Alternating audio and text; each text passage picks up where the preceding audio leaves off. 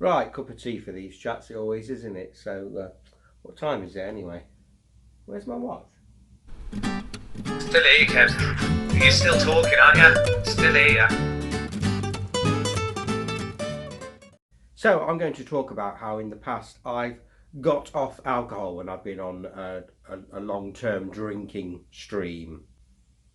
This is not advice, it's just me speaking as someone of experience, which I hope will be helpful to hear, but do seek professional medical advice, whether it's you or a loved one. Or anyone else actually, even if it's someone you hate. Quitting drinking, believe it or not, is not always recommended. And although in many cases, obviously, that is the best thing to do, it isn't without risks. It's possible to get seizures, grand mal convulsions, severe delirium. It's fairly common to get agitation, confusion, tremors, hallucinations, and be susceptible to fevers. And this isn't necessarily short term either. There has also been many reports of hypothermia, cardiac arrhythmias, and mental health complications, severe ones. But even in mild cases, you can get dizziness, vomiting, diarrhea, muscle weakness, problems with the skin, aggression, loss of appetite, cognitive difficulties, the sweats, depression, anxiety, and memory loss. So, just to reiterate, this is no way advice or an instruction of what to do.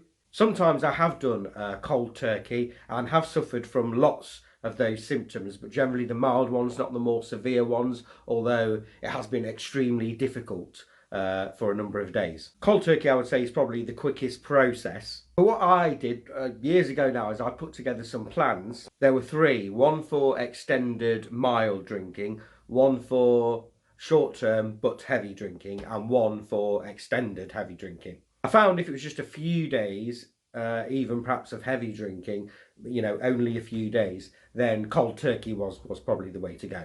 It might not be great for a day or two, but probably most 3 days I would be back to 100% health. So three plans based on lowering the amount of alcohol intake per day over 3 to 7 days, depending which one. So I'll just tell you the plan for the heaviest long-term drinking one, and you get the idea that then the other two are smaller. So if I've been heavily drinking for a very long time, cold turkey, I find it would be very, very, very difficult. Some quite bad symptoms. It would probably be over, and I'd be feeling back to 100%, probably in 3 to 5 days, something like that.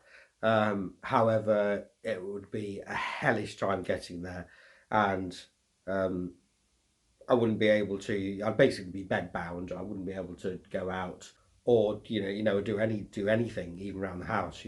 With this plan, that end goal of not drinking at all and feeling very healthy and being well was more like 10 days. But it would be easier to get there. I wouldn't plunge to those depths, and I could function. So let's say I'd been drinking probably heavy stuff, spirits, for weeks and weeks and weeks, maybe even months, pretty much every day, lots of it. So the plan to come off it would be day one. Just a warning, the amounts are probably going to shock you, but just the amounts probably would have been more than this in the previous weeks. Continuously, which is the point. So day one, 70 cl bottle of spirits, whiskey, vodka, mine was often brandy, 70 cl or litre, in fact, bottle of sherry, and a 4-pack of something like beer, cider. For me, usually cider it was. So bottle of spirits, bottle of sherry, that could be something in a similar alcohol percentage, like martini, or I can't think, Malibu, I think, something like that. Spirits, sherry, and a 4-pack cider beer. Day two, half the spirits, half a bottle of spirits, half the sherry, and the 4-pack. Day three, the spirits go, but full bottle of sherry, so it's kind of still half, but you're replacing the half with the weaker one, and the 4-pack. So full sherry, 4-pack. Day four, down to half sherry and 6 cans. So a 4-pack and a half of cans. Day 5, the sherry goes, and you have the 6 cans, 1.5 packs. Day 6, just a 4-pack. Day 7, just 2 cans. Day 8, you're no longer drinking. Day 9, you're more used to no longer drinking. Day 10, hopefully you're feeling good, you're feeling okay. And during all that, hopefully you've only had very few symptoms and fairly mild ones. So that would be the most severe one.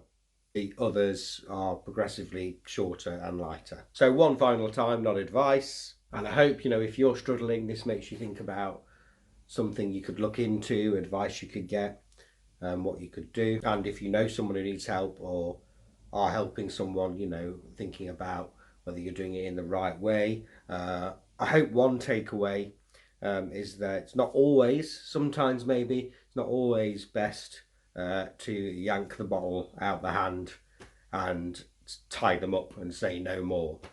I think there can come a point where that does need to be done, but it would need to be done under medical supervision.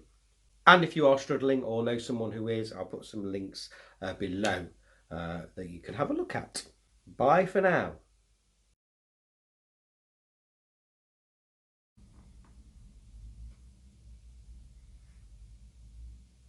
It's possible to get seizures,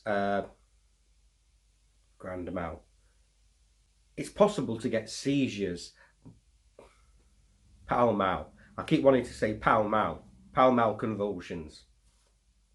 It's possible to get seizures, grand mal convulsions, severe delirium.